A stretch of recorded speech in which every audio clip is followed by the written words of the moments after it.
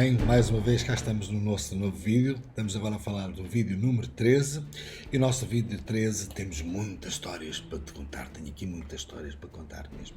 Vamos falar das grandes viagens transatlânticas. O transatlânticas quer dizer para lá, ou mesmo para lá, digamos, do Oceano Atlântico, não é? Daí transatlânticas.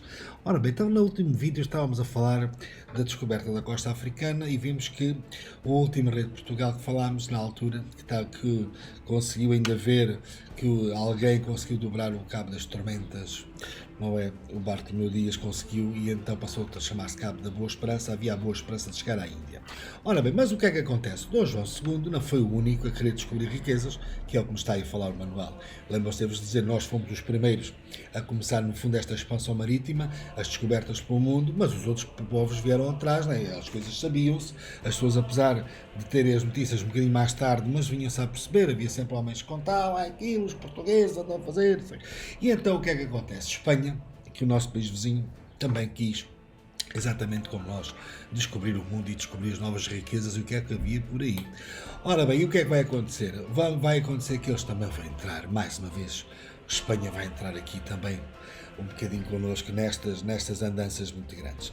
Ora bem, então a primeira viagem transatlântica, ou seja, perante o Oceano Atlântico e para lá dele, não é, digamos, vai ser aqui em 1492, temos aí o nome do senhor, que é o Cristóvão Colombo, que vai também fazer uma viagem muito interessante. Mas atenção, Cristóvão Colombo, antes de vermos aí parte do livro, não está aí tudo, quero-vos dizer que Cristóvão Colombo era um navegador, é um homem que gostava muito de navegar, também um marinheiro muito experiente, dizem que era de origem italiana, da cidade de Génova, e segundo falam os relatos, era um homem que falava várias línguas, falava português, falava espanhol, falava francês, falava italiano, tudo. Aliás, ele tinha nascido em Itália. E o que é que acontece? Diz a história então que ele veio falar com o nosso rei Dom João II. E lembram-se de já vos ter falado, e atrás noutros vídeos, que havia alguns homens cientistas à altura que já estudavam a hipótese do planeta não ser plano, a Terra não ser plana, mas sim ser redonda. E isso não ficou fora da ideia de muitos. O Cristóvão Colombo era um dos homens que também desconfiava dessa ideia. Ele não tinha a certeza também, na altura não havia métodos científicos de provarem isso, mas efetivamente Cristóvão Colombo desconfiava que tinha muito essa possibilidade, podia ser mesmo quase verdade, ser real. E então o que é que vai fazer? Vai falar com o nosso, enquanto nós andávamos nestas andanças da costa africana e já tínhamos chegado lá abaixo, ao sul da África e passado o Cabo das Tormentas, o Cristóvão Colombo vai falar com Dom João II e vai propor que tinha uma ideia, já que Portugal estava a querer chegar à Índia e se, como diziam alguns pensadores e filósofos e cientistas da época, que o mundo era redondo, então havia de estar a contornar toda a costa africana, por que não ir em frente, ou seja, como vai para o Ocidente, e já que o mundo era redondo, se quer chegar a este ponto, em vez de estar a descer a costa africana toda para chegar aqui, dando a volta, já que o mundo seria redondo, eu chegaria ao mesmo sítio, estão a ver? Daqui a aqui, em vez de estar a fazer isto, que era contornar a África, eu faria isto e podia lá chegar. Era uma hipótese, mas não se tinha a certeza se seria verdade ou não. Claro, para isso era necessário o quê? Cristóvão Colombo precisava de homens, precisava de marinheiros, precisava de mantimentos, precisava de barcos, de embarcações, de uma armadas, e porque fosse de 4 ou 5 naus. E o Dom João II não se mostrou muito interessado em fazer essa despesa, até porque era uma coisa que não se tinha noção se seria verdade ou seria, não é verdade, se seria possível ou não, se era mesmo o planeta se fosse redondo e se dava para lá chegar. O que é que acontece? Cristóvão Colombo ficou um bocado chateado, ficou triste com a situação e vai falar então com o rei de Espanha.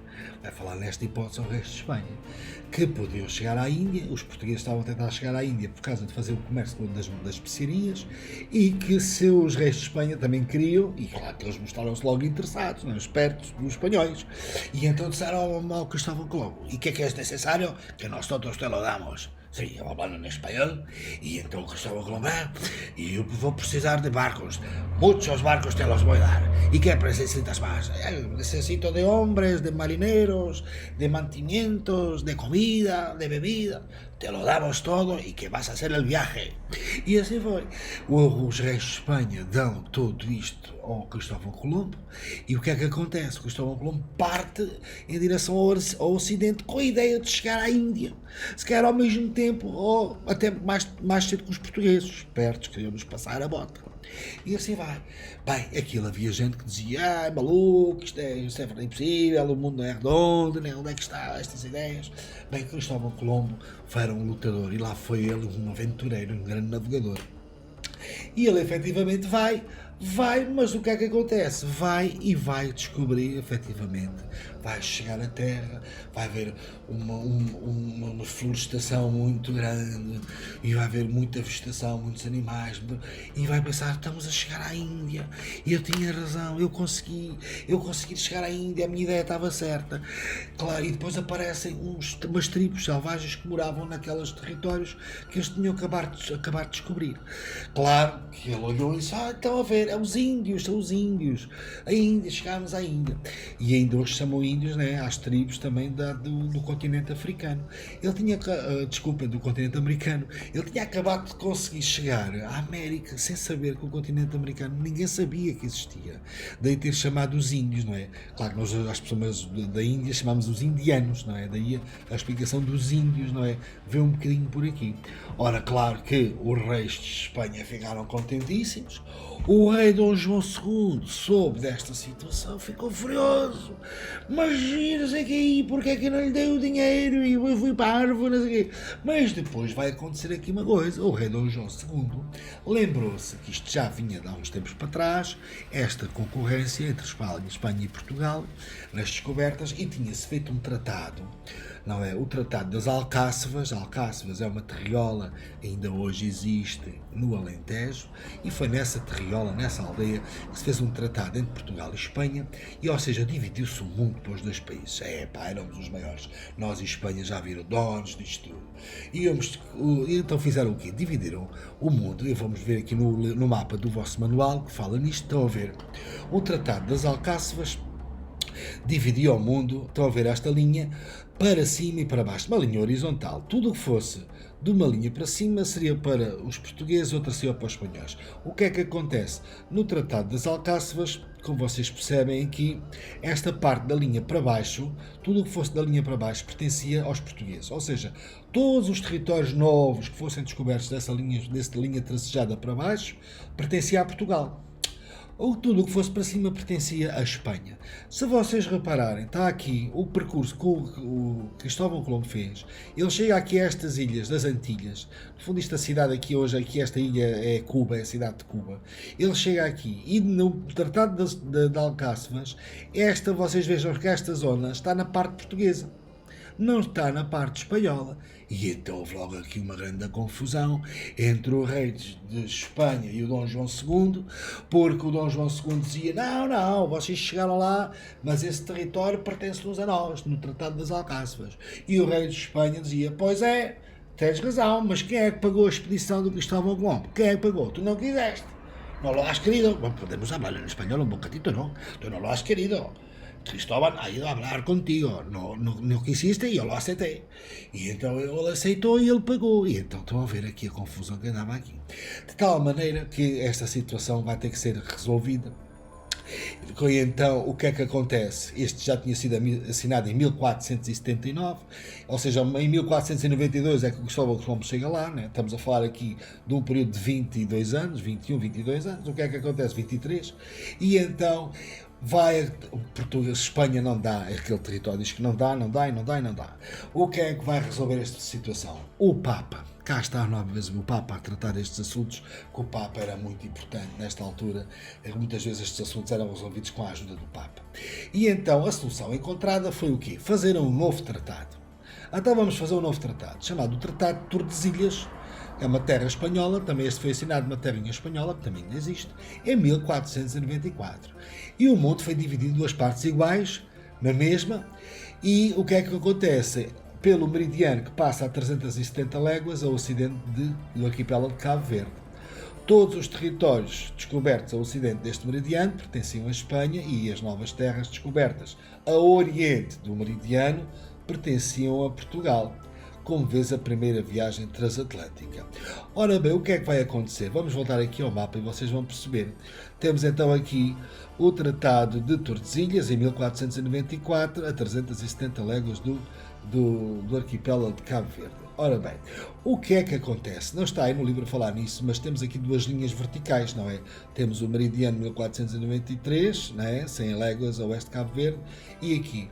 Nós, entretanto, dissemos assim, como vamos descobrir que já tínhamos noção, estão a ver este bocadinho aqui, que é o Brasil, uma parte do Brasil, que o Brasil é maior que isto. Para que não entrássemos em águas espanholas, o que é que vai acontecer? Então fizemos que este Tratado de Tordesilhas passa a ser uma parte para os portugueses e outra parte para os espanhóis. Tudo o que fosse daqui para aqui, da linha verde para o ocidente, seria para a Espanha. Tudo o que fosse da linha verde para o oriente, para este lado, seria para os portugueses. E nós, quando fizemos isto, já fizemos isto a pensar um bocadinho na história de que havia aqui qualquer coisa que já se tinha falado aqui e que seria o Brasil e que mais à frente vamos falar disso. Ora bem, qual é a importância da descoberta do caminho marítimo para a Índia? Define-nos então aqui. O objetivo de chegar à Índia foi finalmente só atingido no reinado de Dom Manuel I. E quem vai ser o grande navegador que lá vai conseguir chegar vai ser então Vasco da Gama, não é? Uma armada que tinha 3 naus, 3 grandes naus, saiu de Lisboa em julho de 1497, contorna o Cabo da Boa Esperança, que já tinha o outro nome, não é? Porque já sabia a forma de dar a volta, de dobrar o cabo, e vai chegar a Calcuta, Índia, em maio de 1498. Se vocês repararem, estamos a falar de quase um ano, não é? Estamos a falar de quase 10 meses, praticamente, sempre no mar, não se esqueçam, os barcos eram o sabor do vento, com as suas velas, eles iam aproveitando as direções dos ventos, iam manobrando as velas para conseguir bolinar, digamos, e conseguirem aproveitar os ventos. E finalmente descobriu-se assim o caminho marítimo para a Índia, através da Rota do Cabo. Os portugueses tiveram dificuldade em controlar as rotas comerciais no Oceano Índico, mas conseguiram criar uma ligação regular entre Lisboa e o Oriente, chamada a Carreira da Índia. Por esta rota, os portugueses traziam especiarias, porcelanas, tapetes, perfumes, sedas do Oriente para Lisboa e daqui levavam-nas para outras regiões da Europa, ou seja, para irmos vender. As naus da Carreira da Índia faziam escala em Moçambique e nos Açores. Ora bem, então temos aqui, cá está, vamos aqui ao vocabulário. A Carreira da Índia era a rota marítima entre a Ásia e a Europa que passava ao largo do Cabo da Boa Esperança, não é? As naus eram os barcos, as embarcações grandes, com grande capacidade de carga e de marinheiros que eles usavam na altura. E então as grandes viagens transatlânticas, até era a travessia do Oceano Atlântico, como o próprio nome diz, não é? Partindo da Península Ibérica para o resto do mundo. Cá está, então vemos aqui, nesta viagem de Vasco da Gama à Índia, temos aqui neste mapa que nos mostra muito bem a viagem de Vasco da Gama para a Índia em azul, ou seja, a ida era esta linha azul, estão a ver, e a vinda, digamos, que era a rota do Cabo, não é? Digamos que vinha da Índia para Lisboa, para Portugal, vinha de outra forma. Vocês reparem que o caminho é diferente, pois que os ventos e as marés são diferentes aqui. O Oceano Atlântico, neste sítio aqui onde estão a ver a minha seta do rato, tem tendência a fazer este sentido do sentido contrário aos ponteiros do relógio. Daí eles, quando desciam, vinham um bocadinho para aqui. Estão a ver, afastavam-se bastante da costa africana, porque aqui os ventos e as correntes marítimas ajudam a descer os barcos mais rapidamente. Aqui encontravam grande resistência. Porquê? Porque aqui subiam, tanto que no regresso, vocês reparem que as naus subiam mais perto da costa, porque aqui, digamos que este movimento, estão a ver, das correntes marítimas, empurrava os barcos e o próprio vento. Daí, esta parte aqui, ajuda-nos a perceber porque é que foi alterado o Tratado de Tordesilhas, que eu há bocado vos expliquei, porque inicialmente, vamos voltar aqui atrás, desculpem, na mesma página, mas mais acima, nós como tínhamos que navegar, tínhamos que fazer esta curvatura aqui, quando fizemos o primeiro tratado, não é? Fizemos aqui, estão a ver na linha vermelha, Tordesilhas, mas depois dissemos aos espanhóis, mas nós temos que nos aproximar muito da costa, temos que nos aproximar muito ao centro e vamos entrar em águas espanholas. para ficarmos à vontade, vamos fazer o tratado, renovar o tratado e vamos pôr antes aqui na linha verde. E vocês reparem, na linha verde nós já não entrávamos em águas espanholas, mas sabíamos que tínhamos este continente, que alguém já nos tinha falado nele aqui, uma terra que havia aqui, ainda desconhecida, e estávamos a ser espertos para ficarmos com ela. Digamos que eu acho que nós conseguimos dar a volta aqui aos espanhóis nesta situação. Pronto, acho que mais ou menos foi isto.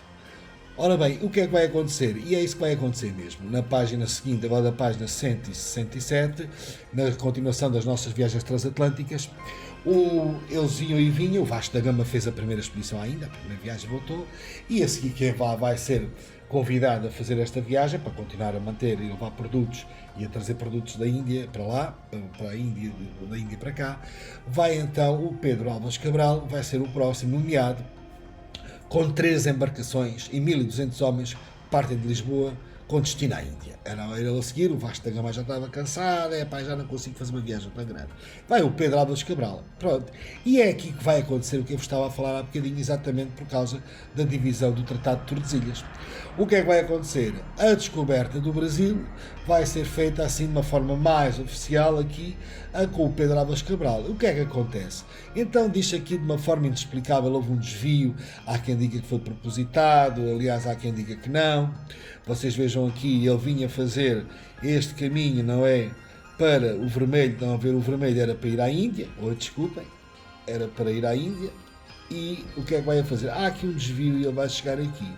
Ora bem, o que é que vai acontecer? Dizem que foram os ventos que mudaram, as correntes marítimas, há quem diga que já se sabia, como eu disse há bocado, e que então o Pedro Álvares Cabral vai em 1500, no ano 1500 vai então descobrir uns novos territórios que vai-lhe chamar Terras de Vera Cruz, e marcou com um padrão, os tais padrões, os tais pilares que eu há bocado vos mostrei, vai marcar lá um padrão para marcar território em que os portugueses chegam lá. Ora bem, envia para Lisboa estas mensagens por outros navegadores que voltaram para trás e ele continua a sua rota para a Índia. De facto, a mudança da rota não ia ser referida a Redear de Borgo, leva a que os portugueses já tinham conhecimento daquele território. A concorrência com a Espanha obrigava à política de segredo. Quer dizer, como os espanhóis também andavam nestas coisas, até para eles nem virem descobrir que nós tínhamos descoberto aqui aquele território. No fundo, a gente já sabia que ele estava lá.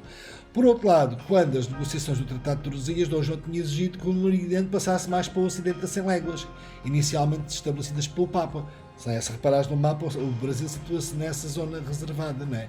Por isso há estruturas que defendem que nós já conhecíamos o Brasil, foi aquilo que vos falei, temos desviado, não é, a linha um bocadinho mais para o lado, estão a ver mais para aqui, não é? Inicialmente esta era vermelha e desviámos para aqui, para não entrarmos em águas espanholas, porque os ventos aqui mudavam muito, e então já a pensar que este bocadinho ficasse para nós. Somos capazes de ter enganado os castelhanos, outra vez os espanhóis, mas não sei, pronto. O que é que vai acontecer? A primeira viagem circunnavegação, se vocês repararem, é circo, quer dizer à volta, né? Navegar à volta. Então se estava-se com essa ideia de que o mundo era redondo, alguém tinha de prová-lo. E então o que é que vai acontecer? Vai acontecer que, partindo de Sevilha, né, uma cidade espanhola, em 1519, e navegando sempre para o ocidente, uma armada, sabe que uma armada é um conjunto de barcos, de Fernando Magalhães vai tentar dar a volta ao mundo. E vai dar, sim senhor. E vai regressar à Espanha em 1522. Ou seja, para provar que era possível dar a volta ao mundo. A viagem de Fernando Magalhães, que era um navegador português ao serviço de Espanha, foi muito importante, porque mostrou a coragem e a ousadia dos navegadores daquele tempo, que era preciso ter coragem para dar a volta ao mundo naqueles barcos. Atenção, estamos a falar nesta época, não estamos a falar à luz de hoje, não é? Hoje temos barcos com motor, temos cruzeiros, fantástico. Ora bem, e vai ter novos conhecimentos no mundo, como vocês veem aí, vai-nos mostrar que há povos diferentes, raças diferentes, costumes diferentes, bastantes coisas. Os índios, né? Temos cá está os índios das tribos que existem no continente americano. E aqui vejam, neste planisfério temos aqui então a viagem do Fernando Magalhães, sai aqui, Sevilha, vem por aqui, atravessa aqui o Estreito de Magalhães, que é esta zona aqui que estão a ver aqui aumentada, estão a ver, porque dá para passar os barcos aqui, é muito estreito, mas conseguiam passar o barco, ficou com o nome dele por causa disso, do Fernando Magalhães, e vai dar a volta pelo Oceano Pacífico, volta por aqui, Estão a ver, estamos aqui na zona quase aqui da Oceania, não é? Daqui da Ásia, aqui, esta zona toda perto da Austrália, e vai regressar. Claro que lamento dizer-vos que o Fernando Magalhães não vai conseguir chegar ao fim da viagem. Ele nesta zona aqui, há relatos que nesta zona aqui por cima da Austrália, nesta zona da Oceania, vai ser capturado por umas tribos e que vai morrer com aquelas setas que eles mandavam envenenadas, o Fernando Magalhães, e não vai conseguir chegar ao seu destino. Mas os outros que iam com ele, e nomeadamente alguns eram espanhóis, tanto que os espanhóis também dizem que foi uma viagem não só de Espanha, mas também de Portugal, entre os dois países, dos reinos da altura, que se fez esta volta ao mundo em barco e que se conseguiu então provar que o mundo era redondo. E esta então é as nossas grandes viagens transatlânticas através do Oceano Atlântico, e não só dos oceanos, de todos os oceanos, e que foi muito bom e que nos evoluiu imenso o nosso conhecimento do mundo, dos povos, das culturas, do que existia afinal, e que existia a vez outro tanto mundo igual ou maior até do que aquele que era conhecido. E afinal existiam outros povos e outras culturas, não haviam monstros, nem marinhos, nem terrestres. Espero que tenhas gostado do vídeo. Não te esqueças nunca de ver aqui os vídeos que a Escola Virtual tem sempre para te mostrar aqui. Traz imagens também fantásticas, e alguma dúvida, volta a ver o vídeo e depois nas aulas online vamos tirando as dúvidas. Tchau então.